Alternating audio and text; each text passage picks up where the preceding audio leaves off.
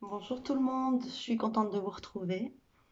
Aujourd'hui, je voudrais vous parler de la dépendance affective, qui est une chose qui a touché beaucoup de personnes, qui touche encore beaucoup de personnes. En tout cas, moi, ça a fait partie intégrante de mon histoire. J'ai mis bien longtemps et bien des relations bien foireuses avant de comprendre ce que c'était et de pouvoir remédier à ça. Et donc aujourd'hui, je vais commencer par ce que disait ma grand-mère. Ma grand-mère me rassurait toujours en me disant oui, mais ne t'en fais pas, toutes les casseroles ont leur couvercle. Je trouvais que c'était une belle image. Toutes les casseroles ont leur couvercle. Mais avec le temps, j'ai compris que ça ne suffisait pas. Donc on a une casserole et on a le bon couvercle. C'est top. Ça tient bien. Il y a tout ce qu'il faut pour que ça mitonne, que ça cuise, que ce soit délicieux. On a cette casserole-là. Mais là, on a une casserole plus grande, avec aussi le bon couvercle. Parfait. Mais si en fait je prends ce couvercle-là,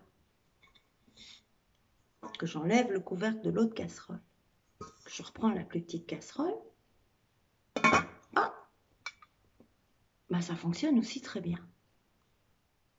Pourtant, à l'origine, c'est pas le couvercle de la casserole.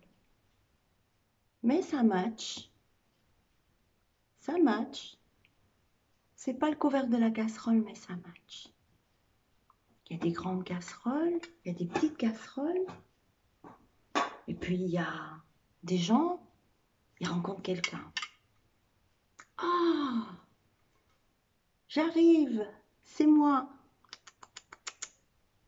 Ah, bah, oh, c'est pas grave. Ça va cuire quand même. On va y arriver.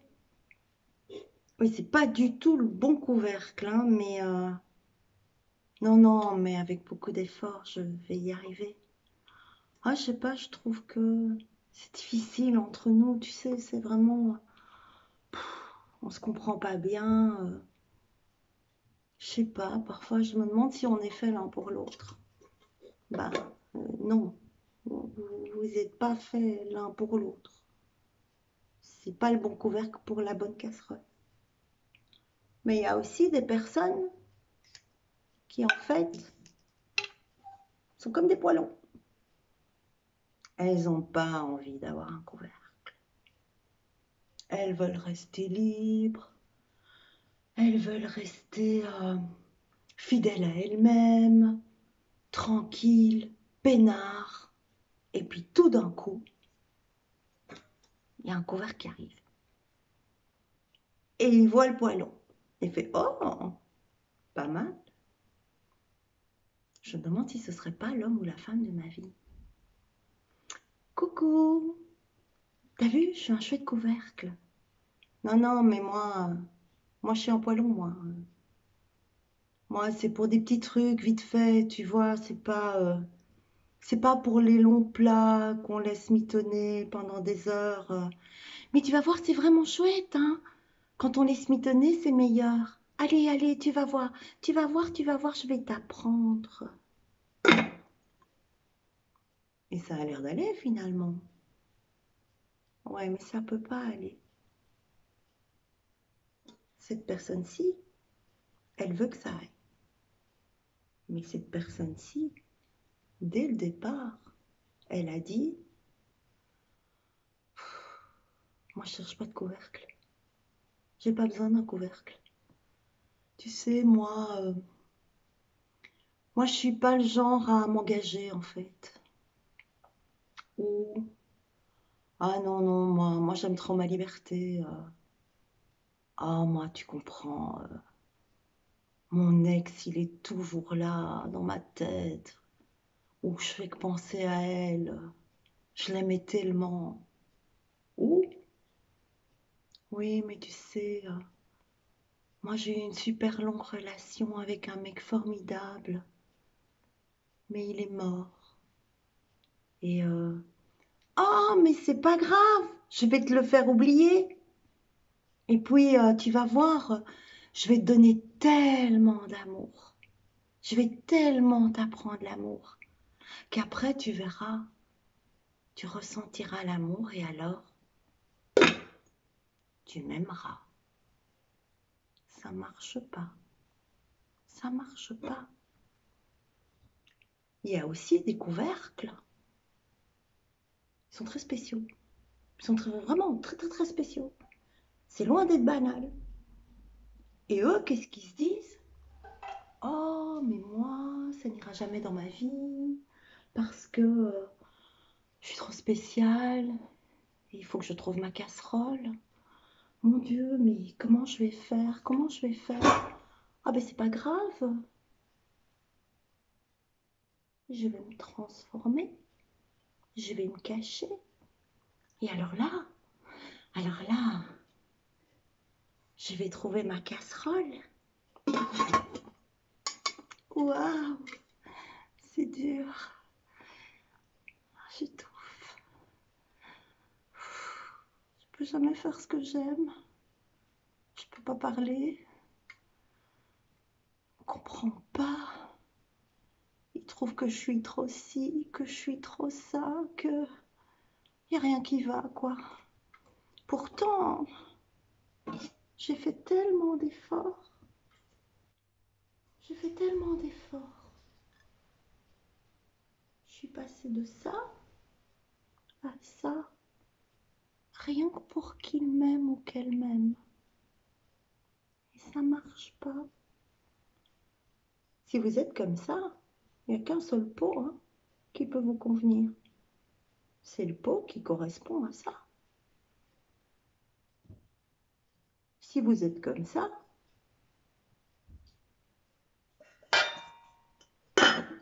match. Qu'est-ce que c'est moche?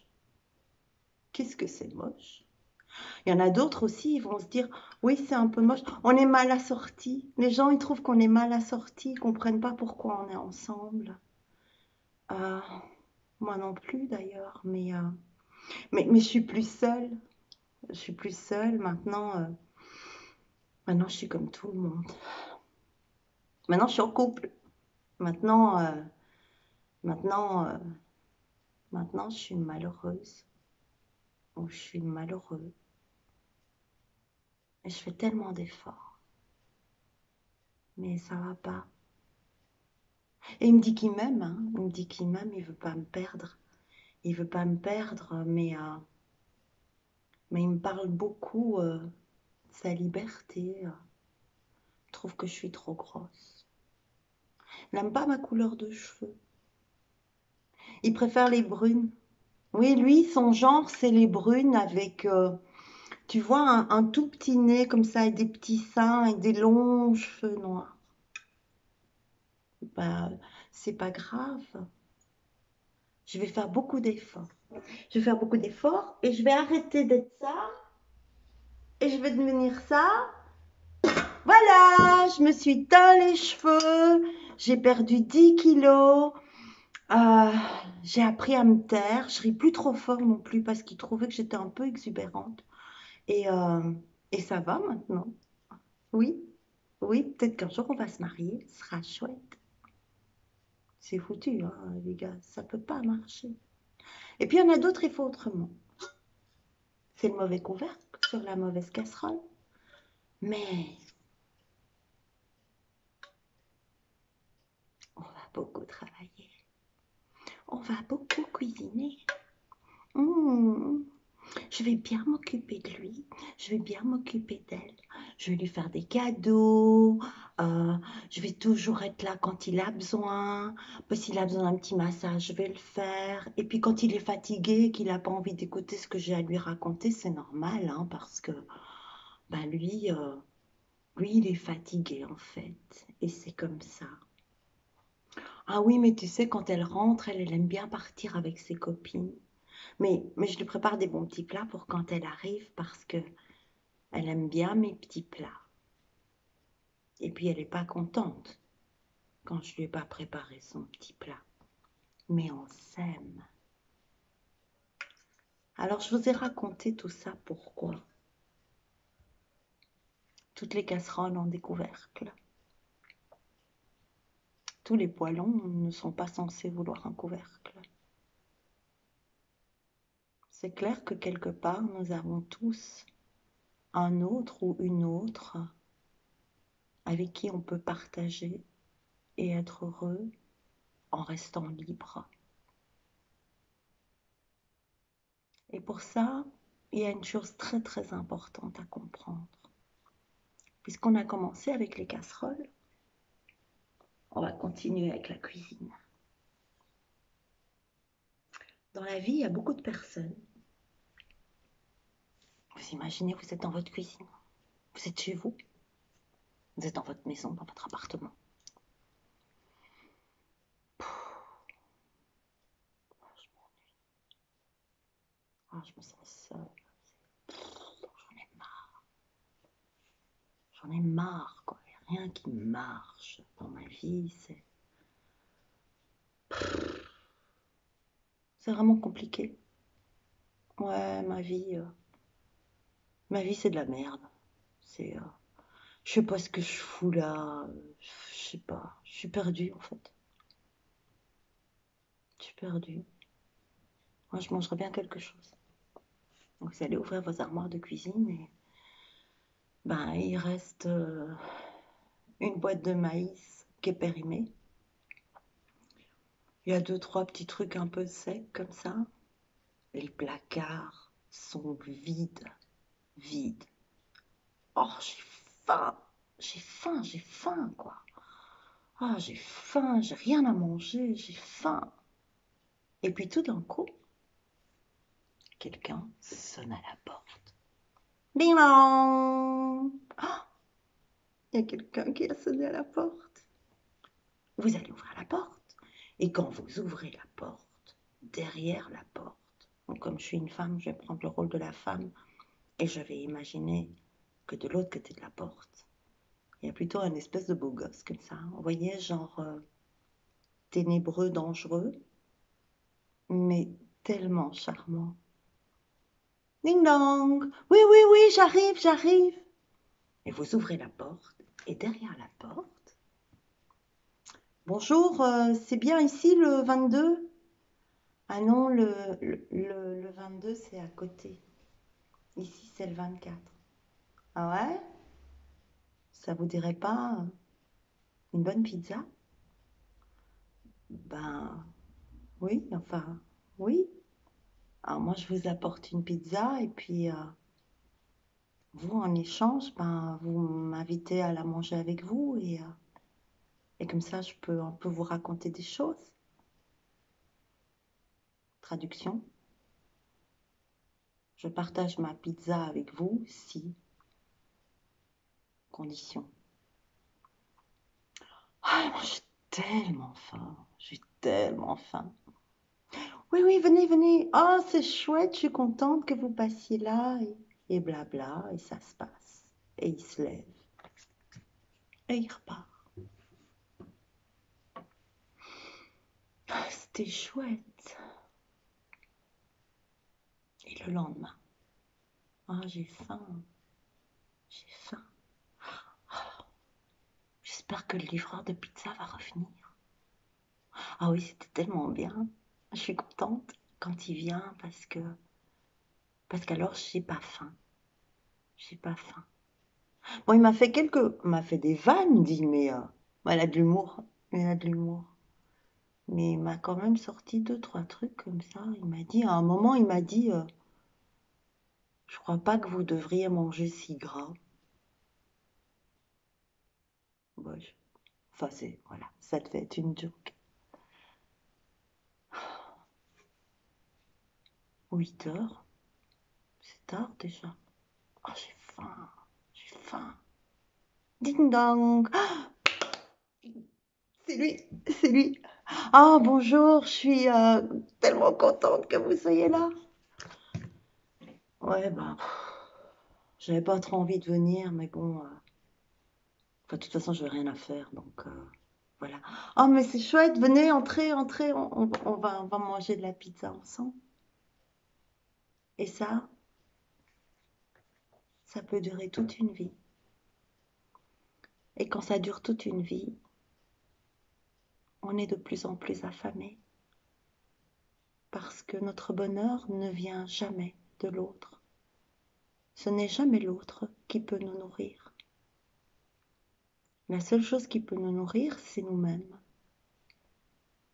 Alors je vais vous raconter une deuxième histoire. C'est l'histoire d'un homme qui est sur la place d'un village. Un village avec des grands maîtres sages. Et un des maîtres est en train de faire un discours. Et l'homme, il est très humble. Il est là et il écoute le maître qui est tellement sage et lui, il est tellement rien. Il est tellement invisible. Il est inexistant. Et il regarde le maître et il l'écoute. Il trouve qu'il est formidable. Et à un moment, il lève sa main et il fait Maître, maître, oh, je serais tellement honoré si vous vouliez bien venir manger chez moi. Et le maître le regarde et lui dit Très bien, je viendrai, prépare tout pour le moment où je viendrai, que tout soit parfait. Et l'homme est tellement heureux, il est bon, il est humble, mais il a un grand cœur. Et très vite, il rentre chez lui.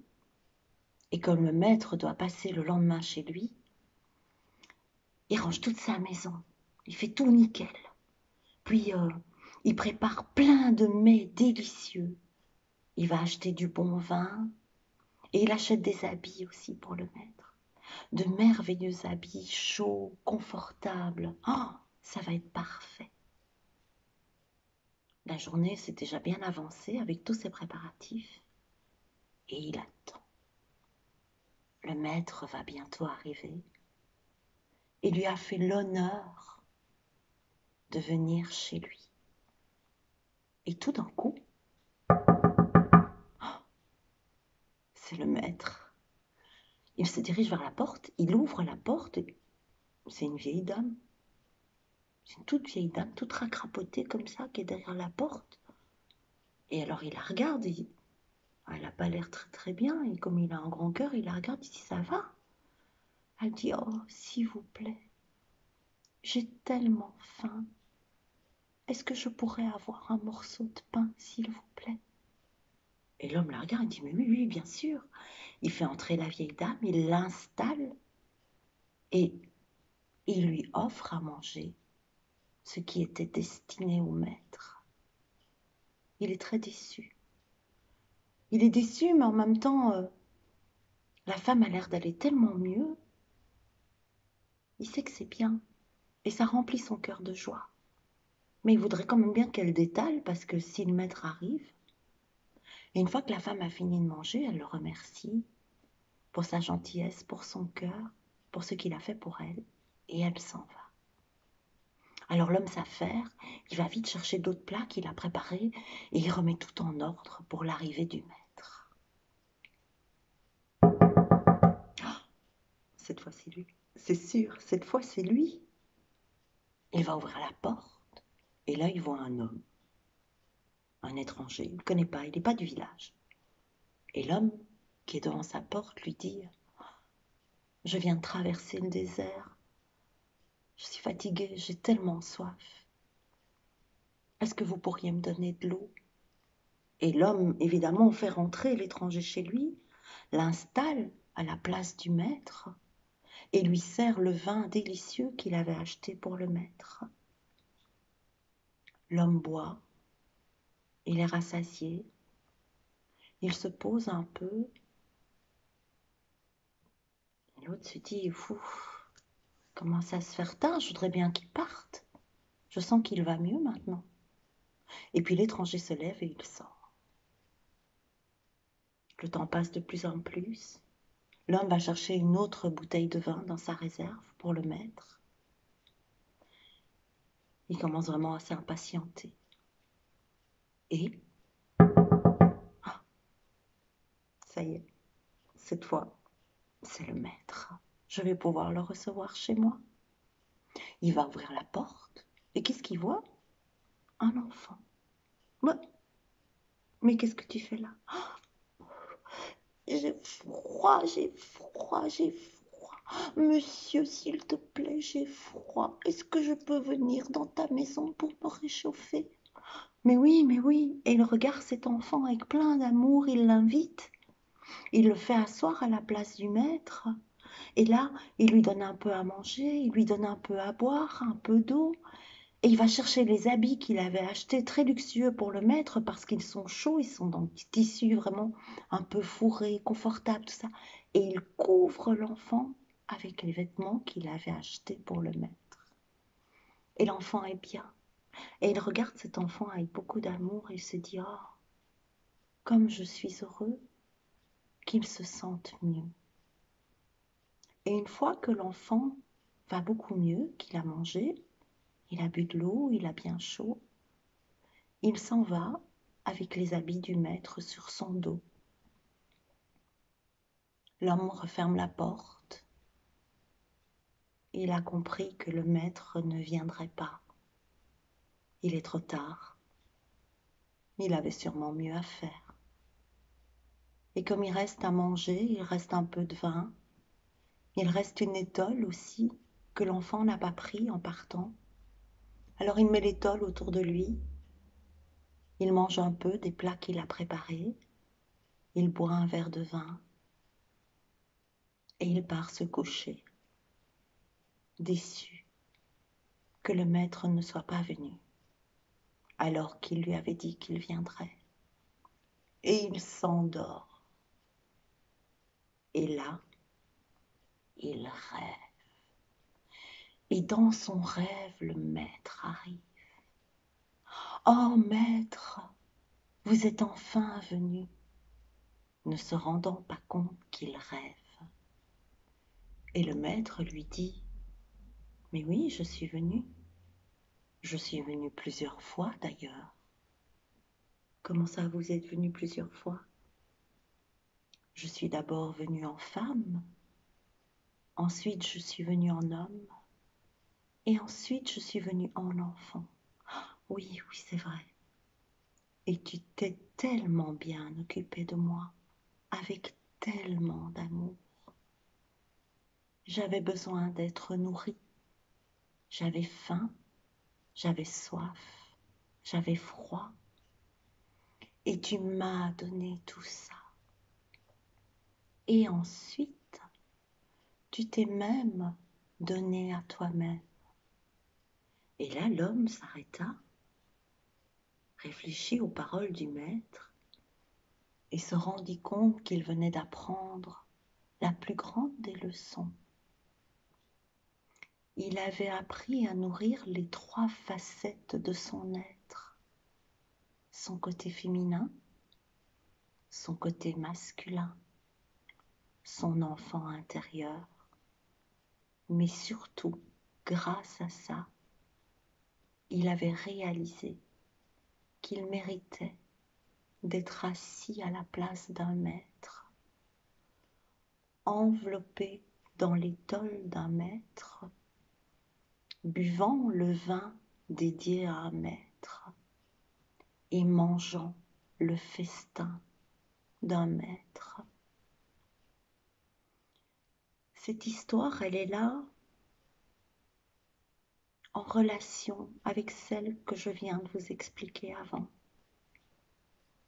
Lorsqu'on se nourrit, lorsqu'on connaît sa valeur, lorsqu'on fait attention à toutes les parties de notre être, avec beaucoup d'amour, avec un regard doux, alors notre maître intérieur est bien nourri.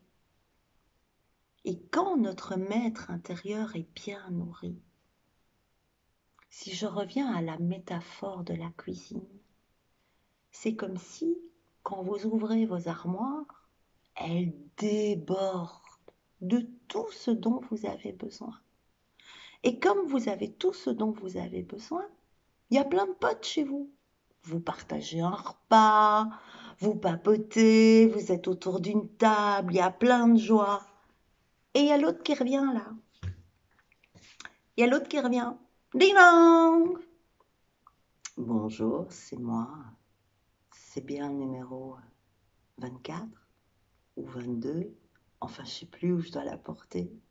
Bah non, c'est à côté en fait. Ah, mais si tu veux, j'ai une super pizza.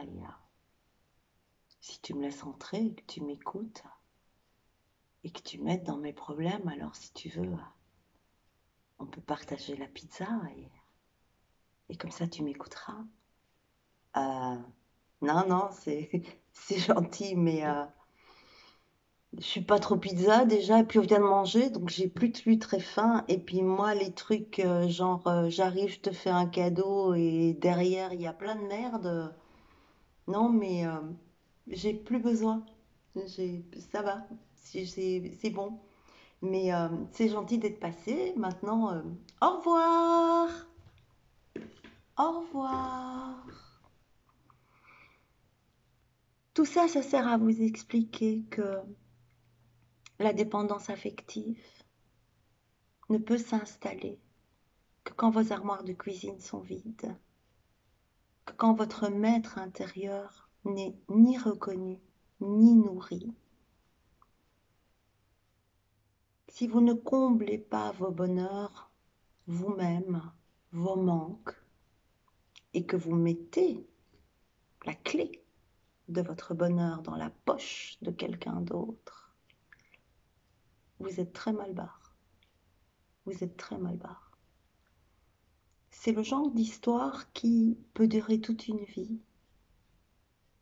C'est le genre d'histoire où un couple aura tenu 10 ans, 15 ans pour les enfants ensemble, euh, pour le qu'en dira-t-on, pour le jugement. Et après 40 ans de mariage, quand on leur dira alors, ça fait combien de temps? Oh, ça fait 40 ans qu'on survit. 40 ans, c'est bien. Et là, on aura compris que ces deux morts vivants qui ont essayé de partager quelque chose, pas avec la bonne personne et pas de la bonne manière.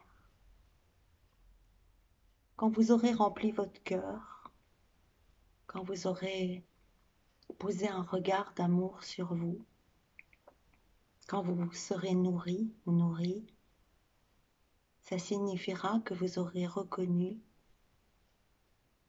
que vous avez de l'amour pour vous.